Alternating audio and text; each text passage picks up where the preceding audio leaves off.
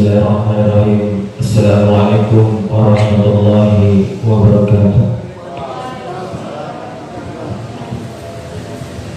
Yang terhormat Bapak narasumber untuk pelatihan imam masjid kali ini, dalam hal ini Bapak Subradi SPD, yang kami hormati para peserta atau bapak-bapak yang sempat hadir untuk di kegiatan hari ini, dan juga teman-teman atau mahasiswa KKN UIN Alauddin Makassar yang telah menyelenggarakan kegiatan ini. Alhamdulillahirabbil alamin, wa bihi nasta'inu ala umuri dunya waddin. Wassalatu wassalamu ala asyrafil anbiya'i wal mursalin sayyidina Muhammadin wa ala alihi wa sahbihi ajma'in. Pertama-tama marilah kita panjatkan puji dan puji syukur kehadirat Allah Subhanahu wa taala, di mana pada kesempatan kali ini kita masih diberikan nikmat kesehatan dan juga pula kesempatan sehingga kita masih hadir di tempat yang insya Allah diberkahi oleh Allah Subhanahu wa taala. Salawat dan salam senantiasa terlimpahkan kepada junjungan Nabi Muhammad SAW, Nabi yang telah menjadi uswatun hasanah atau suri tauladan yang baik di kehidupan di dunia, sehingga masih dapat kita rasakan sampai saat sekarang. Baik, kali ini merupakan kegiatan pelatihan imam masjid yang diselenggarakan oleh teman-teman KKN UIN Alauddin Makassar di Kelurahan Palampang. Dan sedikit sebelumnya, kegiatan ini sebenarnya merupakan rekomendasi ataupun permintaan dari orangnya sendiri untuk kemudian kita laksanakan pelatihan imam masjid seperti ini. Ya, dikarenakan sebenarnya ada beberapa persyaratan untuk seseorang menjadi imam masjid, dan saya pikir bapak-bapak sekalian dan teman-teman yang sempat hadir, mungkin persoalan pertama adalah ya pasti laki-laki, karena tidak diperbolehkan seorang perempuan menjadi imam sholat bagi laki-laki. Ya, jadi itu persyaratan yang paling utama adalah dia bagi laki-laki. Dan kemudian yang kedua, dia yang memiliki ilmu atau bekal yang cukup. Akan tetapi tidak semata-mata itu yang harus diutamakan. Umpama misalnya kita singgah sholat di sebuah masjid yang tidak kita ketahui imamnya apakah dia mempunyai ilmu yang cukup ataupun sudah cukup, yaitu kalau di dalam agama dikatakan sebagai majhul hal, ya, dikatakan sebagai majhul hal, tidak jelas bagaimana kedudukannya. Namun ya, kalau kita tidak mengetahui seberapa ilmu yang dimiliki oleh imam tersebut, ya berarti posisinya adalah majhul hal. Kalau dalam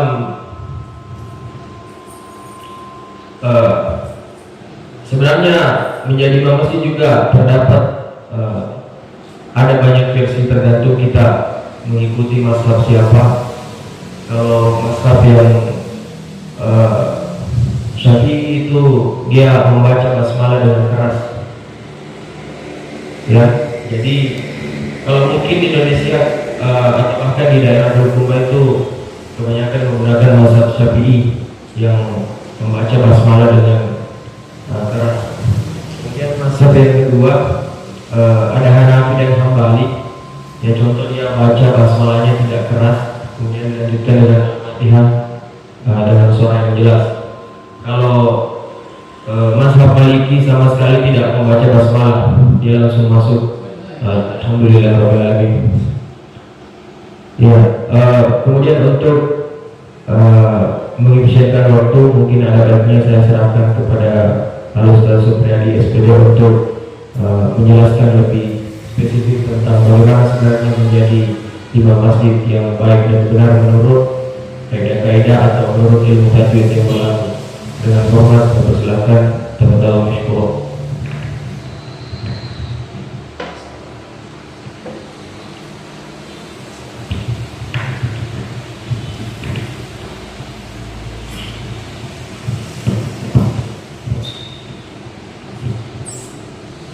Bismillahirrahmanirrahim. Assalamualaikum warahmatullahi wabarakatuh.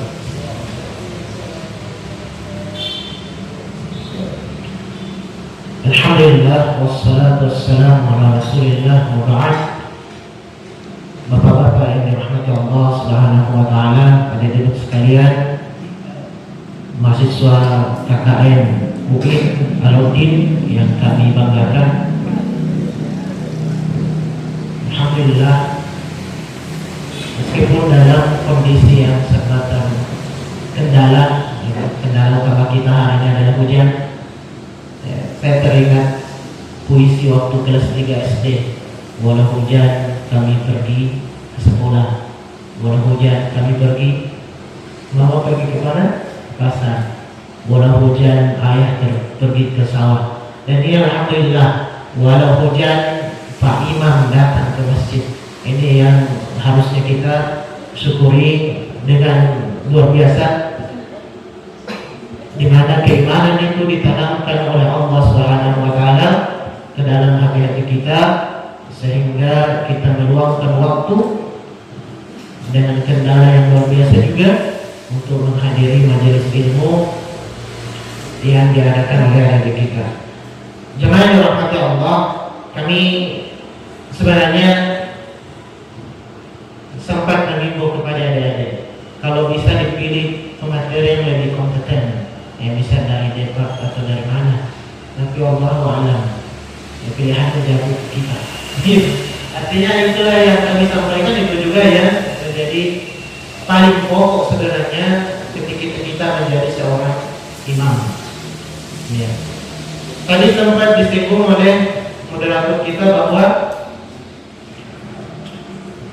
kadang kalau kita pergi ke suatu tempat, maka kita dapati keadaan yang kita tidak tahu imamnya ini bagus bacaannya atau tidak, paham sunnah atau tidak.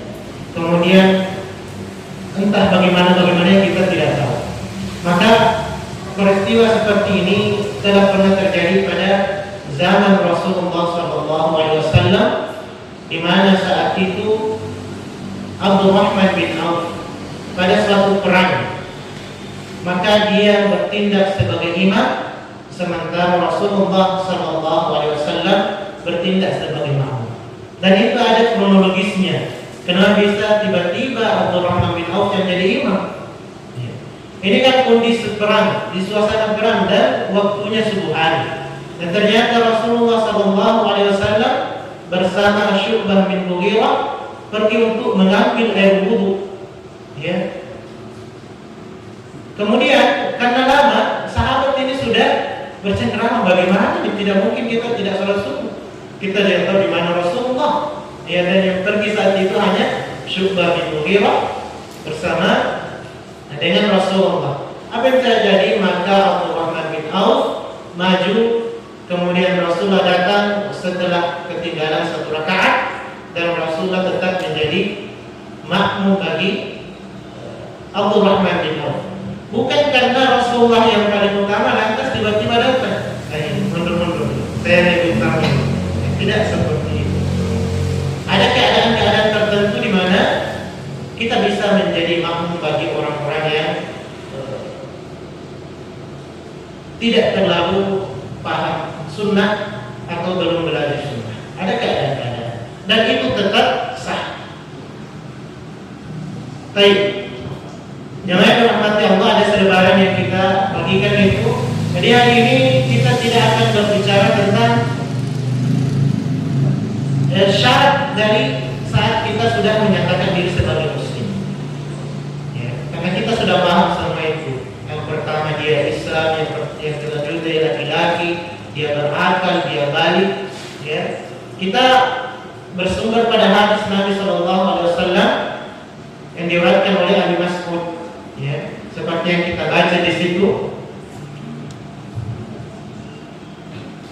Abi Mas'ud radhiyallahu al-Ansari radhiyallahu anhu qala Rasulullah sallallahu alaihi wasallam ya ummul qaum aqra'uhum li kitabillah.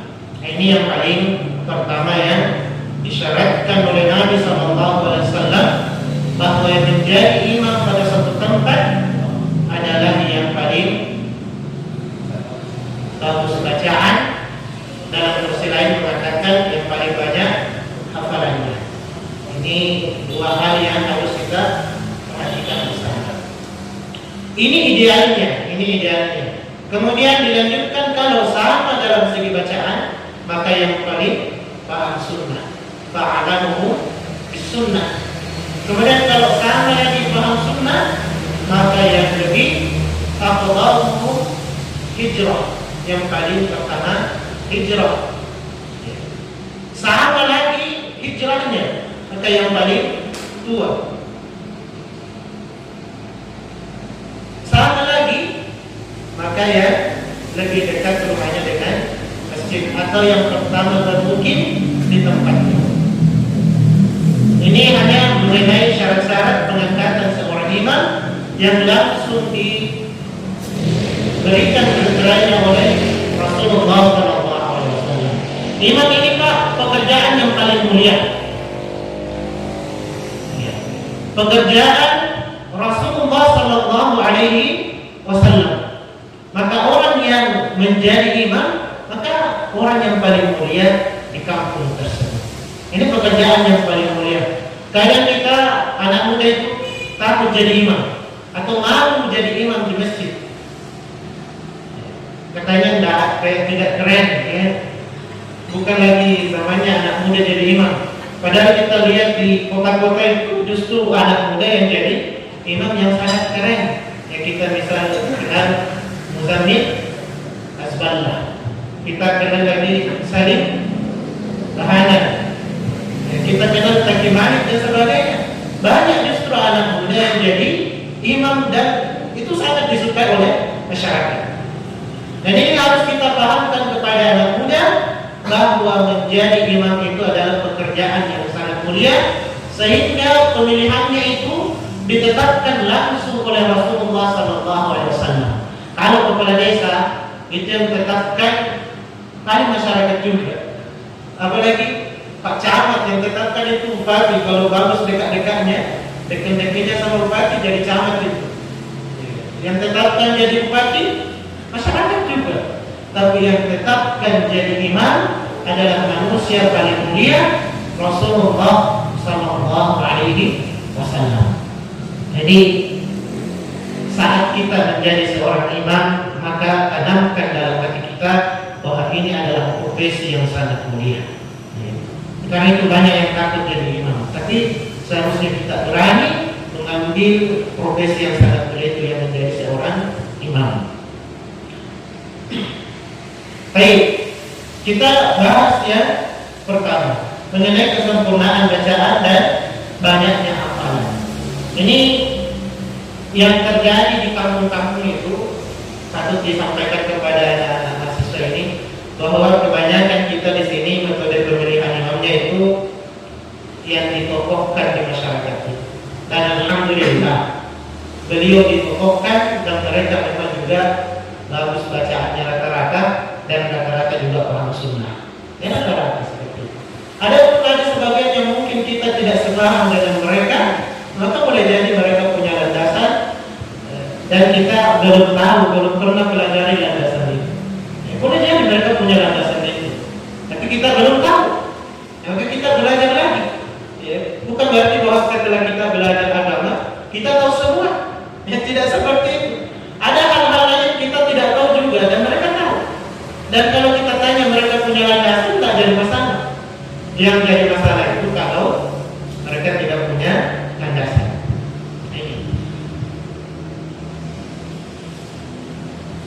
Yang pertama adalah yang paling banyak hafalan atau yang paling bagus bacaan. Ini memang ada dua versi.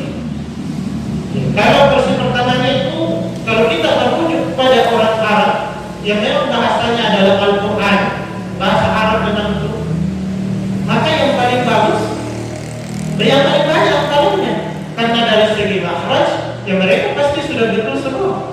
Ini apalagi yang kurang gitu. Jadi pasti yang paling banyak hafalannya. Tapi bagaimana kalau di Indonesia yang bukan bahasa kita itu? Bukan bahasa kita, maka yang paling bagus bacaannya. Jadi tergantung tempatnya bagaimana ya. Di mana tempatnya. Kalau di Indonesia maka kita syariatkan seperti itu. Setelah dua orang itu sama-sama bagus bacaannya, maka pilih yang paling banyak hafalannya. Nah, selanjutnya dan selanjutnya. Dan ini yang pertama. Kadang-kadang kita temui orang tua itu tidak mau diimani sama anak muda. Iya. Tatkala beberapa imam mengusulkan untuk mendiri atau beberapa desa mengusulkan untuk agar universitas itu mengirimkan mahasiswanya jadi imam selama bulan Ramadan, maka banyak orang tua yang tidak mau. Banyak orang tua tidak mau, katanya masih anak itu belum tidak apa. Ya masih anak. Mereka kadang tidak mau diimami sama yang lebih muda dari dia. Padahal syarat utamanya itu aqra'uhum di kitab yang paling bagus dan paling banyak hafalannya. Ini kelemahan kita biasa, Pak. Jadi sekarang ini kita harus legowo, kalau bahasa Jawanya legowo, kalau bahasa di sini kan orang popo ya, orang popo. Tidak apa-apa yang jelas mereka bacaannya bagus. Jangan lagi tidak mau diimami sama anak muda. Bahkan sahabat Rasulullah SAW Mu'az bin Jabal itu menjadi imam bagi kaumnya, padahal beliau masih anak kecil. Masih anak kecil. Dan beliau menjadi imam bagi kaumnya, padahal beliau sudah salat bersama Rasulullah salat Isya. Begitu pulang ke kampungnya tidak ada, belum salat orang. Ia belum salat orang. Akhirnya menjadi imam adalah Mu'az bin Jabal, karena yang paling banyak hafalannya adalah Mu'az bin Jabal. Bagaimana kondisinya kalau sholat seperti dia sholat padahal sudah sholat tadi, berarti 6 kali sehari, padahal 5 kali sehari saja. Maka sholatnya ini terhitung sebagai sedekah. Kalau kita Pak Imam ini harus kalah juga. Kita sudah salat di satu masjid, di masjid kita misalnya, tiba-tiba ada mahasiswa datang. Kita tahu dia belum salat, maka seharusnya kita menyediakan diri kita, baik kita menjadi makmum ataupun menjadi imamnya. Terserah, kita bisa pilih ini, karena kita sudah selesai tadi salat, maka kita bisa memilih mau menjadi makmumnya ataupun jadi imamnya, dan dua-duanya dibolehkan, ya, karena kita menganggap itu adalah sedekah kita. Bukan lagi sholat isya lagi, ya, tapi sedekah kita kepada orang yang belum menunaikan ibadah sholat. Baik. Setelah mereka paham atau bacaan Al-Qur'annya, jumlah hafalannya sama, maka yang paling paham sunnah. Karena bahaya itu kalau imamnya tidak paham sunnah, tiba-tiba ketinggalan 1 rakaat atau kelupaan 1 rakaat atau lupa sujud 1 kali. Kalau tidak paham sunnah Pak imamnya ini, maka boleh jadi sholatnya itu tetap sah tapi tidak sempurna. Dia lupa sujud 1 kali. Pak imamnya tidak tahu bahwa ternyata dia lupa untuk sujud syahwi. Makmumnya juga tidak tahu. Sama-sama tidak tahu. Maka tetap sah tapi tidak sempurna. Tidak sempurna sholatnya. Karena tidak sempurna rukun-rukunnya. Tidak sempurna rukun-rukunnya. Dia harus paham sunnah seorang imam itu. Ya, meskipun Pak Imam ini adalah pekerjaan yang mulia, tapi kita sendiri sebagai seorang yang sudah dianggap dan diangkat menjadi imam di tempat, maka kita harus belajar sunnah-sunnah ini. Ya. Dan waktu yang singkat seperti ini tidak mungkin untuk belajar semuanya, tidak mungkin. Makanya sempat kami berbincang, seharusnya kegiatan seperti ini berkelanjutan. Seharusnya. Seandainya pun masyarakat mau, maka ini bisa dilanjutkan. Apakah sekali seminggu, apakah sekali sebulan, tapi jangan sekali setahun. Karena kalau sekali setahun itu cukup singkat waktunya. Ya. Yang kedua adalah dia harus paham Sunda, lebih paham tentang Sunda. Kemudian nanti baru yang paling pertama hijrah. Kemudian nanti itu baru yang paling tua umurnya. Belakang-belakangnya itu baru yang paling tua umurnya. Jadi lebih tua umurnya. Biarpun tua, tapi hafalannya sedikit. Ada di anak muda, dia paham sunnah salat, dia paham rukun-rukun salat, maka yang lebih berhak menjadi imam adalah yang lebih muda. Jangan karena kita sudah berjenggot putih misalnya, atau karena kita sudah dituakan di kampung itu, kita karai misalnya dan sebagainya, maka kita tidak mau menjadi makmum bagi anak yang lebih muda. Baik, ini kita perhatikan, kalau kita jadi imam, maka jadilah imam yang bijaksana. Ini yang kadang dilupakan juga oleh anak-anak muda yang baru belajar menjadi imam. Ya. Kadang dia sholat maghrib, dia ambil rakaat pertama surah An-Naba, rakaat kedua surah An-Naziyah.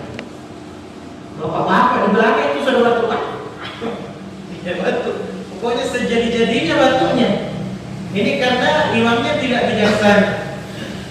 Maka apa yang terjadi saat Muaz bin Jabal menjadi imam itu? Ada orang yang memilih untuk meninggalkan Muaz bin Jabal, lalu dia salat sendiri, setelah itu salam dan pulang. Sampai kepada Rasulullah SAW berita itu, apa yang dilakukan oleh Rasulullah menasihati Muaz bin Jabal, kalaupun engkau salat, maka bacalah wasyamsi wal duhaha. Menjadi imam bacalah yang standar-standar seperti ini. Wasyamsi wal duhaha. Wasabbih isma rabbikal a'la. Baca standar-standar. Wa iqra bismi rabbikal ladzi khalaq. Yang standar-standar saja. Jangan karena kita ingin banyak hafalannya, akhirnya meroja hafalan. Dibaca semua itu dihafal. Ya. Tapi jamaah juga harus bijaksana. Jangan karena imamnya tiba-tiba selesai Al-Fatihah dia baca alif lam mim, baru situ jamaah sudah kan mulai jadi Pak imamnya ini dia sudah belajar juga, jadi dia akan berhenti pada saat wabil akhiratihu yuqinu, dia langsung ruku, jadi tidak usah dikasih seperti itu. Kenapa kalau kita tidak bijaksana seperti ini? Batu, satu orang jamaah yang batu itu mengundang batu yang lainnya, meskipun leher ini tidak sakit, mengundang batu yang lainnya, akhirnya batu semua jamaah. Tiba-tiba Pak Imam juga batu, bagaimana? Jadi jangan menjadi orang yang tidak belajar memahami keadaan. Kita harus bijaksana dalam hal ini. Pak Imamnya bijaksana, maka makmumnya juga bijaksana. Seharusnya seperti ini. Maka diberikan standar, ya. Ulama-ulama kita memberikan standar. Kalau sholat zuhur itu sebenarnya panjang bacaannya, panjang bacaan. Kalau sholat zuhur, sholat asar itu agak pendek sedikit bacaan, tapi bukan pendek sekali.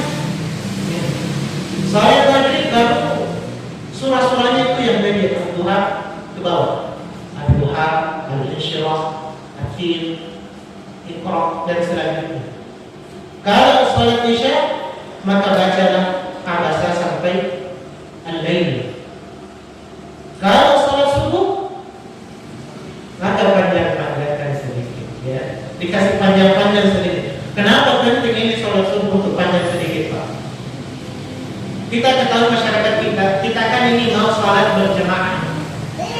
Kita mau jadi imam itu karena kita mau mengimami jamaah-jamaah kita. Jangan kita egois sebagai imam. Mentang-mentang kita datang ke situ jam 3:30, pokoknya 3:30 saya sudah datang, silakan di sini. Harus cepat dulu. Jam 5 harus pulang. Sementara ada jamaah turun yang baru bangun jam 5, Makanya dianjurkan untuk kasih panjang-panjang itu bacaannya saat sholat subuh. Ya, bagaimana? Menunggu jamaah yang lain yang baru-baru, karena banyak itu yang baru-baru kasihan. Cuma karena di masjid sudah assalamualaikum warahmatullah, ya tidak usah ke masjid, itu sudah terlambatnya juga. Karena tidak semua jamaah itu, tidak semua masyarakat itu paham bahwa meskipun kita terlambat, tetap ke masjid. Meskipun terlambat, ada yang tidak mau kalau tidak dapat rakaat pertama. Ada masyarakat kita yang tidak mau kalau tidak sempurna rakaat yang dia dapati saat salat. Ada juga yang tidak tahu. Dan ini tugas Pak Imam juga kalau sampaikan. Ya. Makanya setelah kita salam itu, setelah kita assalamualaikum warahmatullah, dianjurkan untuk balik ke belakang. Kita akan tertib. Dan sebelum salat kita sendiri sudah perhatikan jemaah kita ini yang hadir ini. Ini yang hadir. Tiba-tiba kita balik. Ada jemaah baru di situ. Ya boleh jadi dia ketinggalan rakaat, tapi karena dia tidak tahu cara untuk menyempurnakan, maka tugas Pak Imam untuk mengingatkan. Bagaimana? Sudah sempurna 4 rakaat? Belum? Oh, terus tambah 2. Itu tugas kita untuk menyampaikan. Ini menjadi perhatian kita seharusnya sebagai Pak Imam. Ya, sebelum kita salat, perhatikan jemaah. Siapa yang hadir? Alhamdulillah kalau kita di kampung dikenal semua masyarakat. Kita kenal semua jemaah. Oh ini yang ada di sini. Tiba-tiba setelah salat, tadi belum datang. Tiba-tiba ada ini. Nah, kemungkinan dia tidak sempurna rakaat. Kemungkinan tidak sempurna. Maka ditanya baik-baik. Bagaimana rakaatnya sudah sempurna atau masih kurang?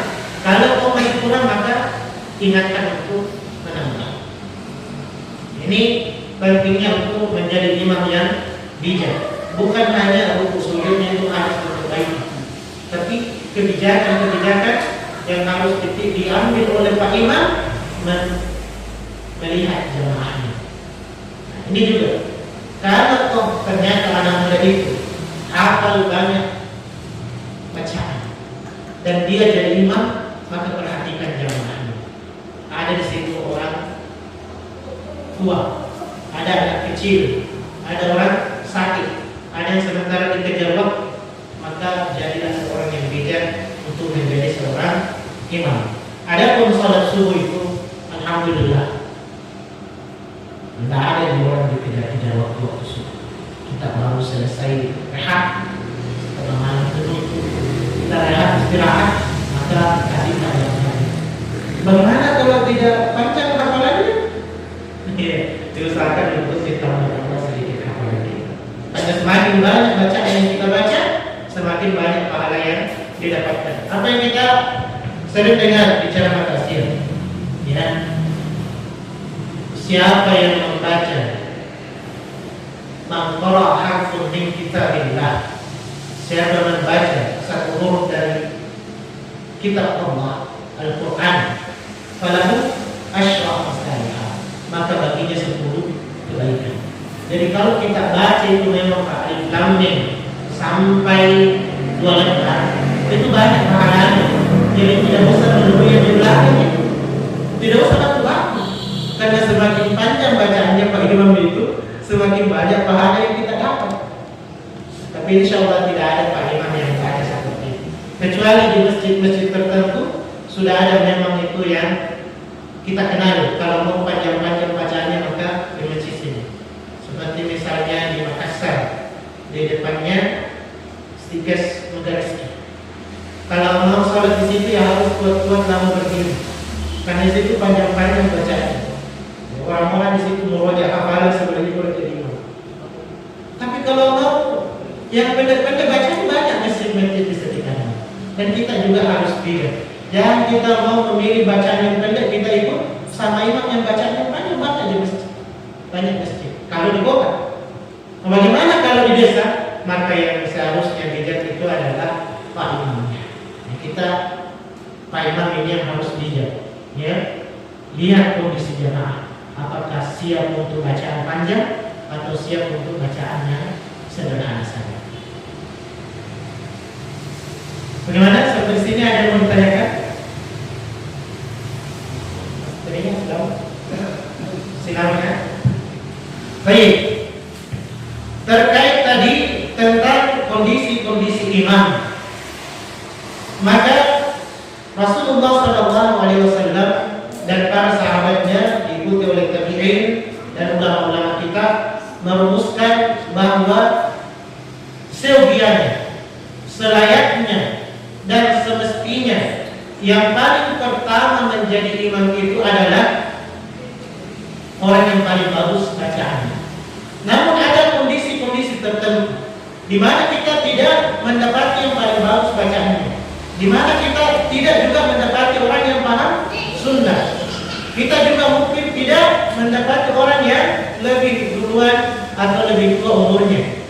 Maka ada kondisi-kondisi tertentu di mana salat berjamaah itu tetap dianggap sah. Seperti misalnya imamnya dari anak-anak, al-imamu shadiq. Imamnya anak-anak itu jaiz, dia tetap dibolehkan. Mana hadisnya seperti itu, Mu'adz bin Jabal menjadi imam bagi para kaumnya padahal dia masih anak kecil. Dia masih anak kecil, maka tetap dibolehkan. Seperti tadi yang disinggung juga oleh kita berkunjung ke satu tempat dan ternyata imamnya tidak terlalu bagus bacaan Al-Qur'annya, maka kita tetap boleh menjadi makmum sebagaimana Abdurrahman bin Auf pernah menjadi imam padahal Rasulullah SAW masih hidup dalam kondisi perang. Tapi ini jamaah yang lain juga harus tahu diri juga. Jangan karena sudah pernah jadi imam, di sini ada yang kita tunggu yang lebih bagus bacaannya, yang lebih paham sunnah juga. Tunggu-tunggulah sedikit. Tidak apa-apa jika menunggu sedikit. Tunggu sekitar 5 menit. Dan belum habis waktu juga. Jangan karena kita sudah pernah jadi imam akhirnya tidak ditunggu itu yang biasanya. Pokoknya kayu bisa kerja jadi imam cuma saja. Jangan seperti itu. Tetap lebih utamakan yang paling paham sunnah, yang paling bagus bacaan.